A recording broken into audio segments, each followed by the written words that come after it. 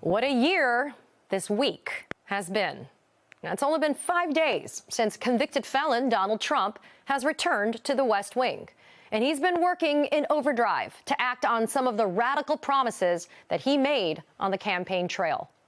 Overnight, the New York Times reported that at least 17 inspectors general, the internal watchdogs who monitor federal agencies for abuse, waste, and fraud, they were all summarily fired. This purge likely violates a federal law that requires the White House to give Congress at least 30 days notice before their removal.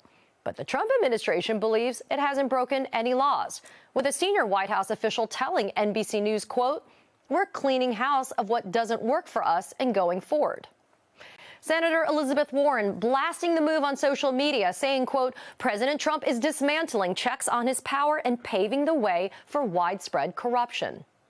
Right now, the United States Senate is voting on the nomination of Kristi Noem to serve as Secretary of the Department of Homeland Security. And former Fox News host Pete Hegseth was sworn in as our country's next Secretary of Defense after just barely being confirmed overnight in a Senate vote. But it took Vice President J.D. Vance to have to cast the tie-breaking vote after 3 GOP senators said no.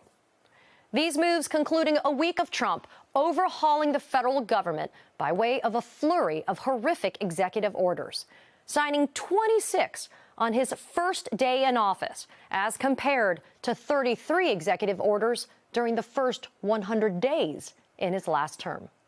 According to Time magazine, nearly 2/3 of these executive orders mirror or partially mirror Project 2025.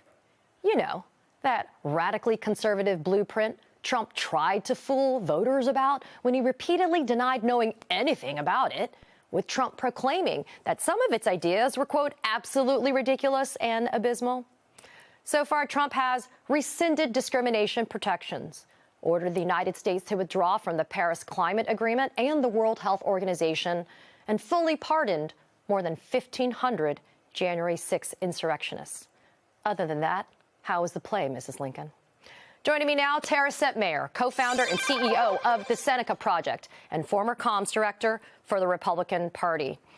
Tara, I've got the stamina. I know you do, as well as the fine folks at the Seneca Project. Let's start, though, with the overnight Friday night massacre, as it's being called by some of those inspectors general. I looked at that federal statute. It is very clear. It is a requirement for the president to give at least 30 days notice before these terminations or removals occur of these IG. But putting aside whether or not Trump violated the law, how important is it, though, that we're now going to see, Tara, people that are installed that have zero independence when it comes to oversight of critical federal agencies like, for example, our Defense Department? I think that this is just indicative of what Donald Trump is trying to do by completely dismantling our democratic norms and institutions. This is something that we had warned about, that it was more than just about Donald Trump sticking it to every group that you might be mad at. This is really another indication that there will not be checks and balances.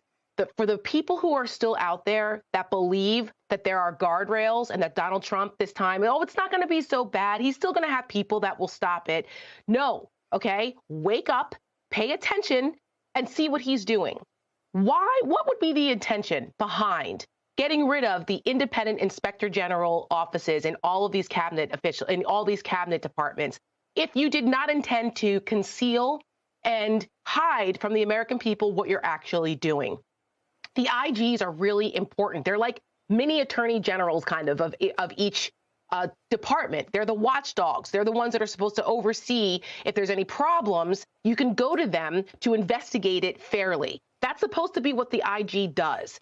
Getting rid of that statute talks about the whole point of having IGs is to try to eliminate waste, fraud, and abuse. Those adjectives describe everything about Donald Trump. His entire career, his business career, has been nothing but waste, fraud, and abuse. And now he's a convicted felon. So no one should be surprised about this. What we need to do is we need to continue to point out and ask the questions.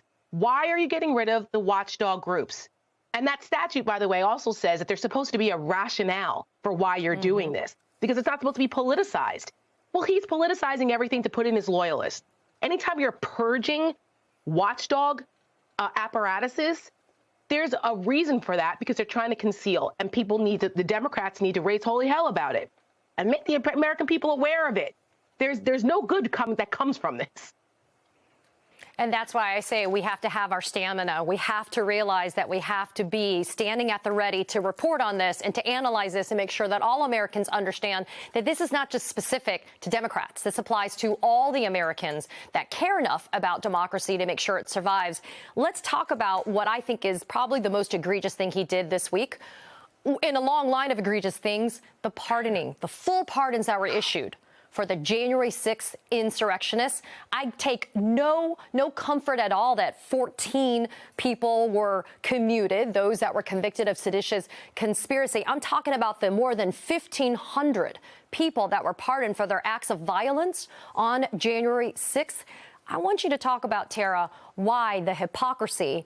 You know what? I take that back. Why the flat-out lies from Republicans about backing the blue and believing in the rule of law and believing in law and order, that was all exposed when Donald Trump pardoned those January 6 insurrectionists.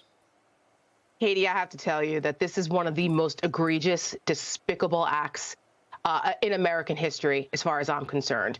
This goes back to the Civil War. I almost think it's worse than the Civil War folks who were pardoned back then to try to unite the country. No, okay? These people tried to overthrow a free and fair election, the cornerstone of our democracy. And they were inspired and led by Donald Trump's lies and all of his enablers. And the fact that, as someone who, one of the things that attracted me to the Republican Party was the respect for rule of law, was the backing of police. People know that I come from a law enforcement family.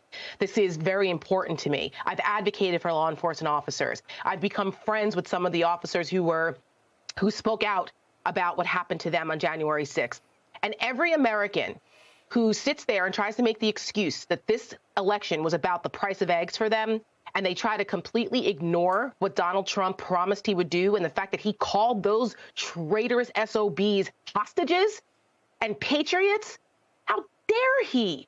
It spits on the honorable service of every person who wears the uniform and swears an oath to protect this country as a law enforcement officer, particularly the ones who literally put their bodies in harm's way to protect those people, despite the fact that they would betray everything that they claim to stand for.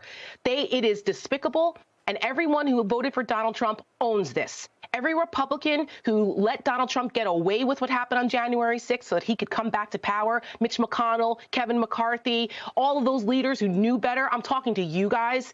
You did this. I don't want to hear any feigned outrage about, oh, well, you know, the violent ones, that's not okay. No, enough of that, okay? You guys knew exactly what you were doing when you enabled Donald Trump, and now you own it. Now you own this.